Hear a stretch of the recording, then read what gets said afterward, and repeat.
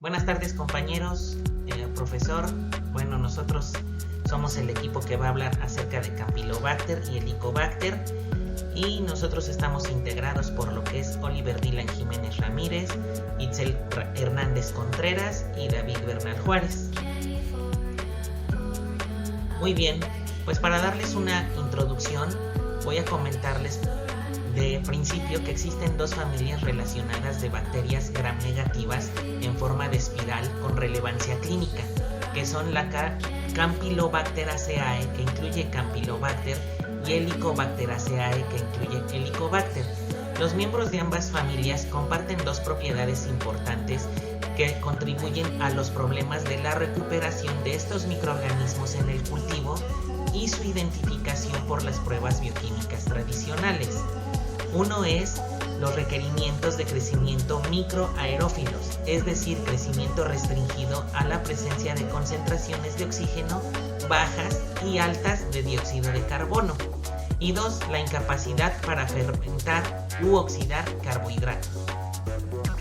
Bien, para comenzar vamos a empezar hablando de Campylobacter. El género Campylobacter se compone de bacilos gram negativos pequeños, de 0,2 a 0,5 micrómetros de ancho y 0,5 a 5,0 micrómetros de largo, y con forma de coma, y móviles.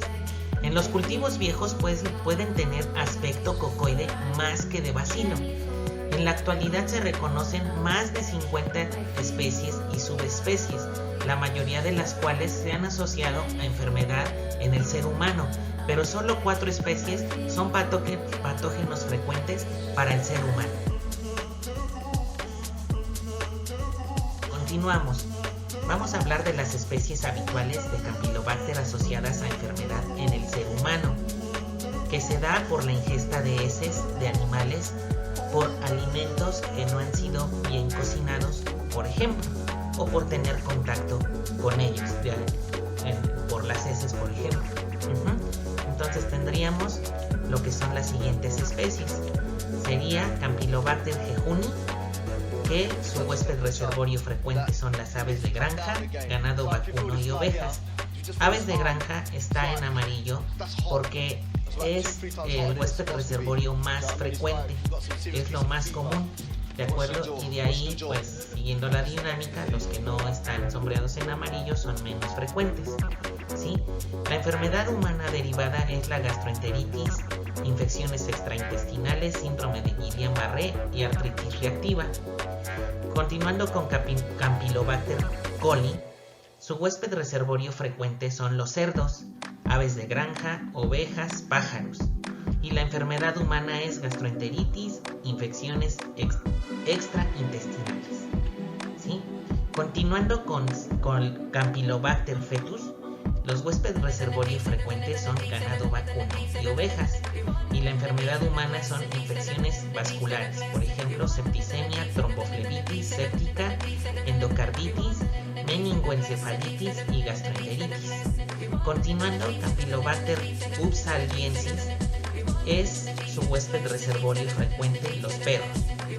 Y la enfermedad humana es la gastroenteritis, infecciones extraintestinales y el síndrome de Guillain-Barré. Continuando, el reconocimiento del papel de Campylobacter en la enfermedad gastrointestinal ha sido tardío, ya que el organismo o microorganismo crece mejor en una atmósfera de concentraciones bajas de oxígeno, del 5 al 7%, y elevadas de dióxido de carbono, del 5 al 10%. Estas no son las condiciones típicas de incubación usadas para los cultivos bacterianos. Además, el C. jejuni crece mejor a 42 grados centígrados que a 37 grados centígrados. Estas propiedades se utilizan para el aislamiento selectivo de Campylobacter patógenos en las muestras de heces. También se ha usado su pequeño tamaño de 0,2 a 0,5 micrómetros de diámetro para recuperar las bacterias por filtración de las heces. Estos microorganismos pasan a través de filtros de 0,45 micrómetros, mientras mientras que otras bacterias quedan retenidas. Aunque esta propiedad se empleó para el descubrimiento inicial de Campylobacter, se filtraban las heces para buscar virus. La filtración de las muestras de heces es un procedimiento complicado que no se ha realizado de forma habitual en los laboratorios clínicos. La estructura de la pared de los microorganismos Campylobacter consta de una cápsula de lipopolisacáridos externa, en lugar de lipopolisacáridos LPS de la pared celular, con actividad de endotoxina observados en otras bacterias gram negativas. Expresan lipooligosacáridos. Los polisacáridos capsulares contribuyen a la virulencia de la bacteria y son la diana del desarrollo de vacunas. Bueno, compañeros, profesor, continuando con los temas que nos corresponde a nuestro equipo, vamos ahora a hablar de lo que es el Helicobacter. En 1983 se detectaron unos bacilos gram negativos espirales que se parecían a Campylobacter en pacientes con gastritis del tipo B, que es inflamación crónica del antro gástrico extremo pilórico. Estos microorganismos se clasificaron al principio como Campylobacter, pero posteriormente se reclasificaron como un nuevo género, Helicobacter. Posteriormente, el Helicobacter fue dividido en las especies que principalmente colonizan al estómago, que serían Helicobacter gástricos.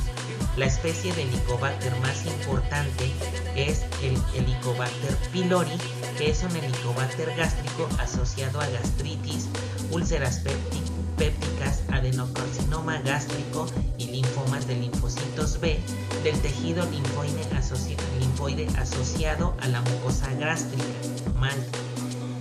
Y las que colonizan los intestinos serían Helicobacter enterohepáticos. Los Helicobacter enterohepáticos en seres humanos son el Helicobacter sinaeri y Helicobacter pheneliae, que son los más importantes asociados con gastritis y bacteremia, que se han aislado en pacientes inmunodeprimidos. Por ejemplo, hombres homosexuales con infecciones por el virus de la inmunodeficiencia humana.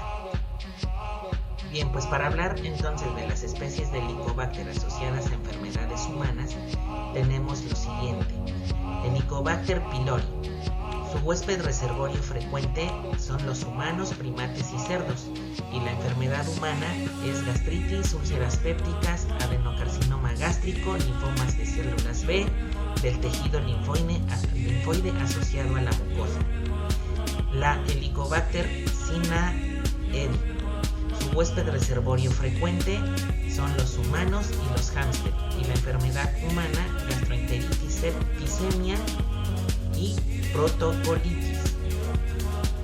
Y la Helicobacter pheneliae, su huésped reservorio son solo los humanos, ¿sí?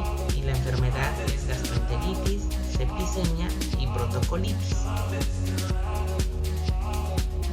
Hablaremos entonces ahora de la fisiología y estructura para ver cómo se clasifican los Helicobacter. Las especies Helicobacter se clasifican según el análisis de la secuencia del ARN ribosomal 16S de sus genes, también por la composición de sus ácidos grasos celulares y la presencia de flagelos polares. Hasta ahora se han caracterizado más de 40 especies, pero esta taxonomía está cambiando muy rápidamente. Los Helicobacter tienen forma espiral o basilar en los cultivos recientes, 0,5 a 1,0 micrómetros de ancho por 2 a 4 micrómetros de largo. Y como los Campylobacter pueden adoptar una morfología cocoide, también en los cultivos de mayor edad. Todos los Helicobacter gástricos, incluido el Helicobacter pylori, son muy móviles, tienen movilidad en sacacorchos y producen una gran cantidad de ureasa. Se cree que estas propiedades son importantes para la supervivencia en los ácidos gástricos y el movimiento rápido a través de la capa de moco viscoso hacia un entorno de pH neutro. La mayoría de los Helicobacter son catalasas y oxidasa positivos y no fermentan ni oxidan los carbohidratos, aunque pueden metabolizar los aminoácidos por vías de fermentación. En la membrana externa se encuentra el LPS, que consta de un lípido A, un oligosacárido central y una cadena lateral O. El crecimiento de Helicobacter pylori y de otros Helicobacter necesita un medio complejo complementado con sangre, suero, carbón, almidón o yema de huevo, condiciones microaerófilas, oxígeno bajo y dióxido de carbono aumentado, y un intervalo de temperatura de entre 30 y 37 grados centígrados. Como resulta relativamente difícil aislar Helicobacter en cultivo e identificar mediante pruebas bioquímicas, la mayoría de las enfermedades provocadas por Helicobacter pylori se confirman con técnicas distintas del cultivo.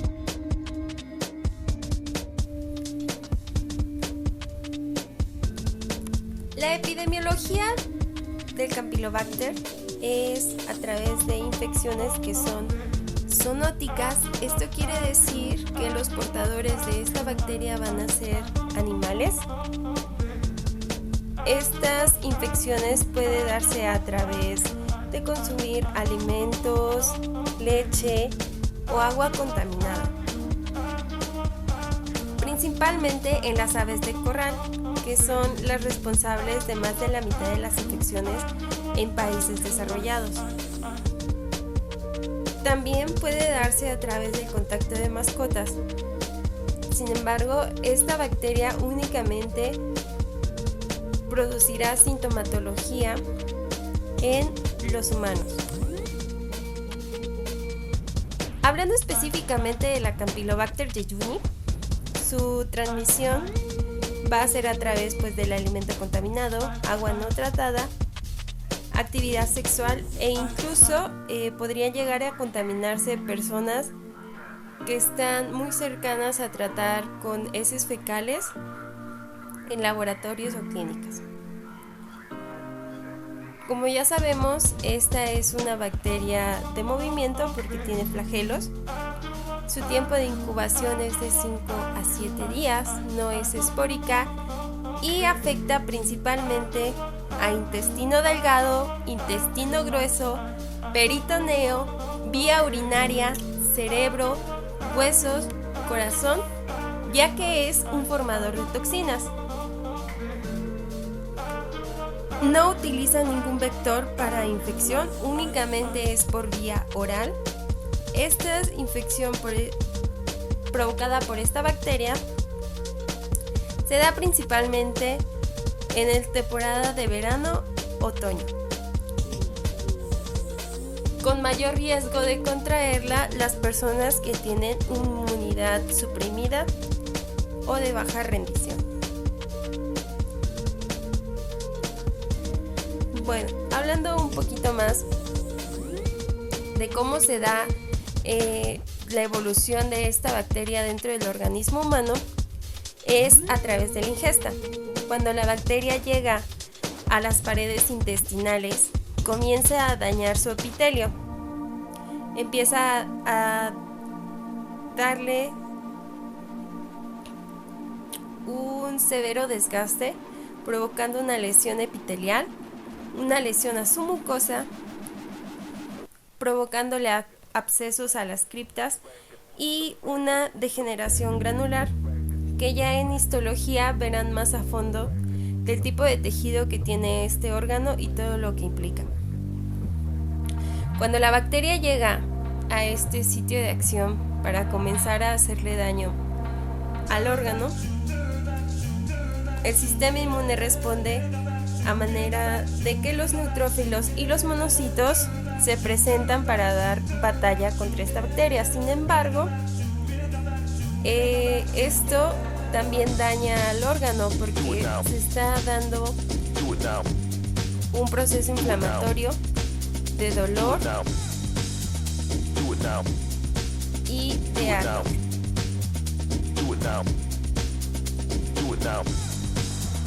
Las manifestaciones clínicas de esta bacteria son principalmente dolor abdominal, fiebre, cefalea, vómito, peso, deshidratación y una defecación acuosa abundante, con sangrado o purulenta. Cuando esta bacteria logra infiltrarse en el torrente sanguíneo, puede distribuirse en todo el organismo de la persona. Así es como puede afectar diferentes órganos, como es el caso de provocar nefritis, meningoencefalitis, hepatitis, pancreatitis, endocarditis, un choque séptico. Pero lo más interesante de esta bacteria es que puede producir un síndrome que se llama el síndrome de Guillain-Barré. Y también puede producir lo que es una artritis reactiva, que a pesar de que la bacteria ya no esté presente en la articulación, el sistema inmune va a seguir atacando a las células que se encuentran en ese sitio, a pesar de que ya no esté activa ahí.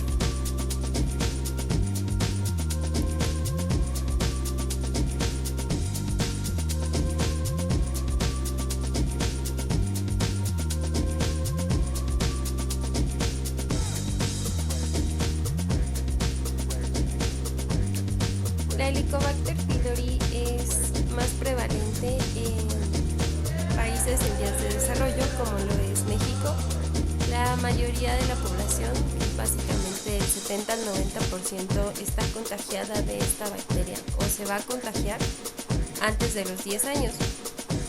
En contraste con países industrializados, como es su vecino, que es Estados Unidos, que va a tener una colonización menor al 40% y disminuyendo gracias a sus mejoras de higiene y tratamiento.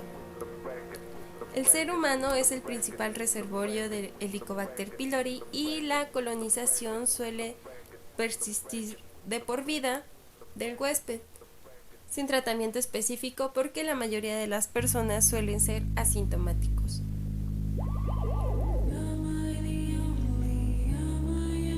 Esta bacteria pues es responsable claramente de la gastritis, úlceras gástricas, adenocarcinoma gástrico y linfomas, como se puede apreciar en esta imagen de aquí. Bueno, como el principal órgano que va a ser afectado será el estómago, tenemos que tener muy en claro las capas y todo lo que conforman a este, desde su capa más externa hasta la más interna, su circulación, pero lo que a nosotros nos importa con esta bacteria es su mucosa, ya que va a ser el sitio de colonización de Helicobacter pylori.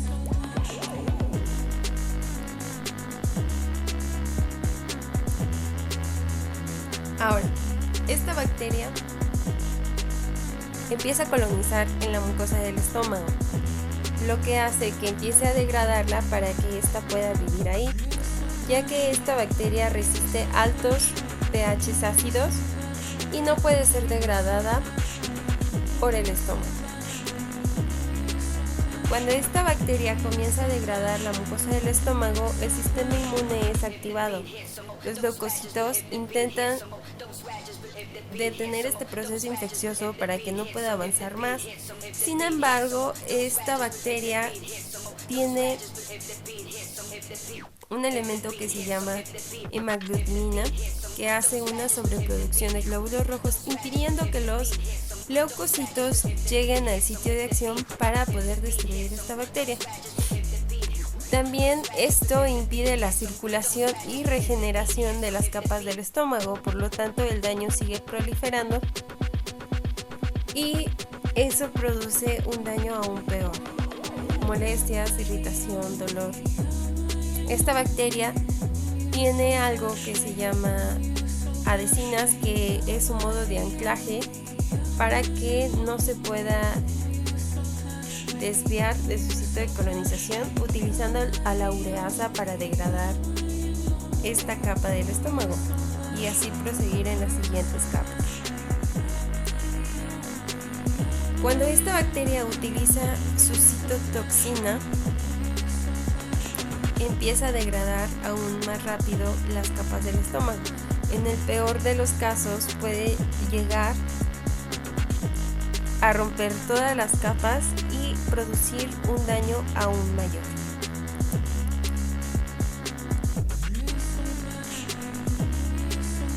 La enfermedad depende de la localización del Helicobacter pylori, ya que está asociada a diferentes tipos. En el caso de la gastritis aguda, incluye sensación de plenitud, náuseas, vómitos, disminución en la producción de ácido estomacal. Puede afectar solo al antro gástrico. En 1000 factores le pueden influir, como los que están aquí, como tener ya la bacteria, el estrés, consumo de alcohol, consumo de AINES, tabaquismo intenso, tener más de 60 años, tener antecedentes familiares con gastritis, antecedentes de alguna cirugía gástrica, ser del grupo sanguíneo tipo A, ingerir excesos de cafeína, ingerir alimentos contaminados, tener insuficiencia renal, insuficiencia hepática, ser del género masculino, ingerir alimentos irritantes, tener anemia perniciosa, incluso sufrir algún tipo de radiación. En 1984, Marshall y Warren descubrieron a esta bacteria que estaba presente en los pacientes con gastritis activa. Aunque el microorganismo ya se había visto en tejidos gástricos, el estudio fue inicialmente recibido con escepticismo. La gastritis crónica puede reemplazar la mucosa gástrica por fibrosis y epitelio intestinal, lo que aumenta el riesgo del carcinoma gástrico. Y básicamente la infección por Helicobacter pylori también puede causar infiltración de tejido linfoide en la mucosa gástrica, y en raros casos esta infiltración progresa a un linfoma magno. Bueno, ahora vamos a hablar del diagnóstico, tratamiento, prevención y control del Helicobacter y el Campylobacter.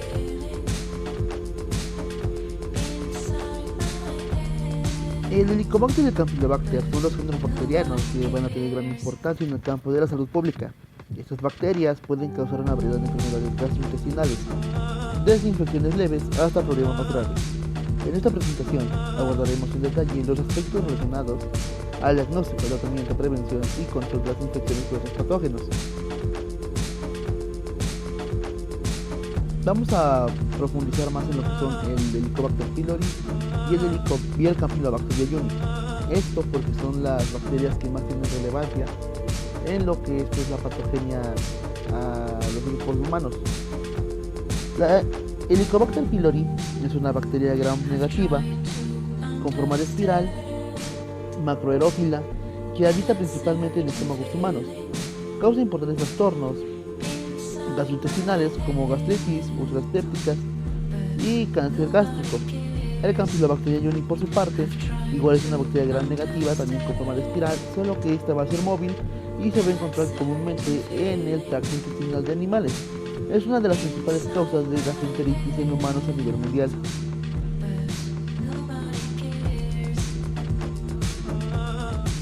Ahora bien, vamos a hablar de su epidemiología y transmisión. En cuanto al Helicobacter pylori, se transmite principalmente por vía fecal u oral, o por contaminación de alimentos y agua. Las infecciones más comunes se dan en países en desarrollo y con grupos socioeconómicos bajos. La Campylobacter jejuni se transmite principalmente a través del consumo de alimentos contaminados como carnes, productos lácteos y agua. También puede transmitirse de animales domésticos a humanos. Factores de riesgo. Los factores de riesgo incluyen lo que es un bajo nivel socioeconómico, hacinamiento, falta de acceso a agua potable y saneamiento deficiente, lo cual nos da como tal los factores principales del riesgo para adquirir estas infecciones bacterianas. Vamos a hablar de los factores de patogenia y de virulencia. Estas bacterias pueden como tal adherirse debido a la presencia de adhesinas que les permiten adherirse a las células epiteliales del tracto gastrointestinal. Esto para evitar ser eliminadas por el movimiento peristáltico. Producción de toxinas. Algunas de estas cepas de Helicobacter producen citotoxinas que dañan las células epiteliales y contribuyen al desarrollo de úlceras y cáncer gástrico. Evasión inmune.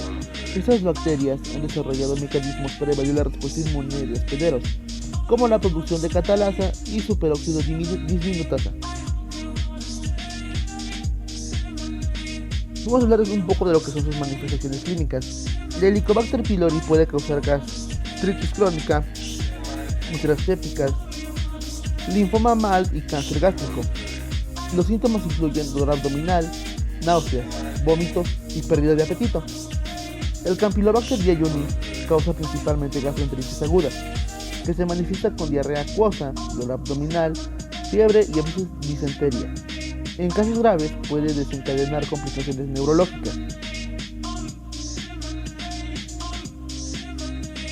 Diagnóstico de infecciones.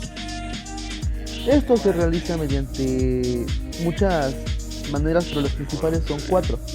Prueba de aliento. Este detecta la presencia de ureasa, enzima producida por Helicobacter pylori. Detección de antígenos en heces. Se busca identificar antígenos específicos de Helicobacter pylori o Campylobacter jejuni en muestras fecales. Endoscopía y cultivo. Se realiza una biopsia gástrica, esto con el objetivo de cultivar las bacterias que se encuentran en el tracto digestivo o intestinal para ver si tenemos presencia de Helicobacter pylori o de Campylobacter jejuni. Pruebas moleculares. Se realizan técnicas de PCR para la detección rápida y precisa de estos patógenos.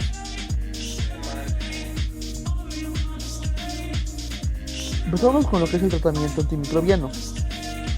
La Helicobacter pylori se basa en una terapia de triple o cuádruple esquema, que incluye inhibidores de la bomba de protones y 2 o más antibióticos como amoxicilina, eritromicina, metronidazol o tetracyclina. El Campylobacter jejuni se trata con macrólidos como son la eritromicina o acitromicina. Son antibióticos de primera línea, además de también se tratado con fluoroquinolonas como ciprofloxacino, que también pueden ser utilizados para tratar este tipo de infecciones por Campylobacter jejuni. La duración del tratamiento para el Helicobacter pylori es de 10 a 14 días y para el Campylobacter jejuni es de 3 a 5 días en infecciones leves. En casos más graves, en Campylobacter jejuni el tratamiento puede variar hasta de 7 a 10 días en estos casos.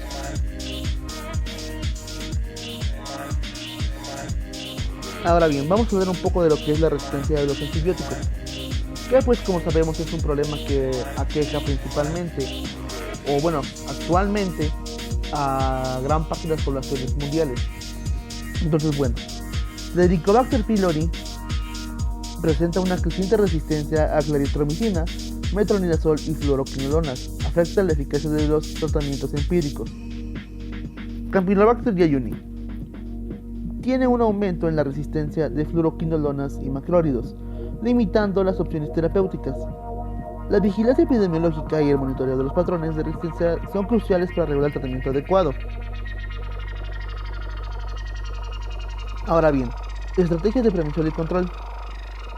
La higiene y el saneamiento siempre van a ser el mejor agente preventivo para este tipo de infecciones. Mejorar el acceso al agua potable y promover las buenas prácticas de higiene personal y manipulación de los alimentos son indispensables para lograr una mayor eficacia en el control de este tipo de infecciones. La vacunación también lo es. El desarrollo de vacunas efectivas contra el Helicobacter pylori y el Campylobacter jejuni podría ser una estrategia de control a largo plazo. La vigilancia epidemiológica. Monitorear la incidencia y prevalencia de patrones de resistencia antimicrobiana es fundamental para poder tener un mayor control de esas infecciones y se debe de fundamentar en políticas de salud pública.